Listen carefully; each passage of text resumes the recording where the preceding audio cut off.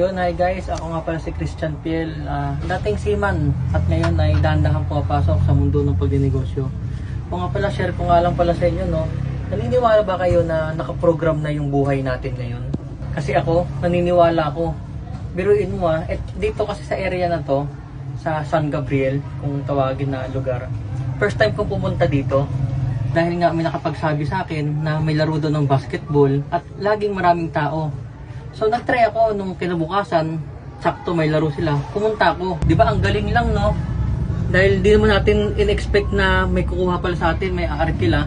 Tapos ayun pala yung araw na yun, naghahanap talaga siya. So yung araw din na yun, nag-book agad siya, nakipag-usap sa akin kung magkano persyuhan. So nakakatuwa lang dahil siyempre dagdag na naman sa ano natin yun, exposure ni Nice Dream, yung mobile cart. O nga pala, kakatapos ko nga lang palang prepare dito dahil napaaga tayo. Akala ko yung game ngayon, yung laro ng basketball alas 3, alas 4 pala. At least dahan-dahan ako nakapag-prepare ng ng mga gamit ko. So yun, mag-ano na ulit tayo, malapit na mag-alas 4. Siguro dahan-dahan na magsisimula din yung laro na yan. Kaya kung nasa point ka ng buhay mo ngayon na akala mo wala nang pag-asa, huwag kang mag-alala dahil tulad nga ng sinabi ko, nakaprogram yung buhay natin.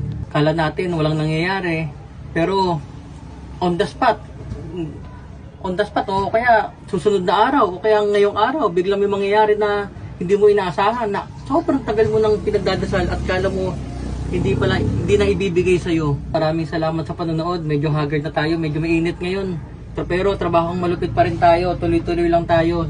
O nga pala, yung mga nagnenegosyo, no, yung mga nagnenegosyo hindi pa nagko-content, nako, subukan nyo na mag-content dahil mas dyan tayo makikilala. Yan, dito muna, ito, magbubukas na tayo. Maraming salamat, bye!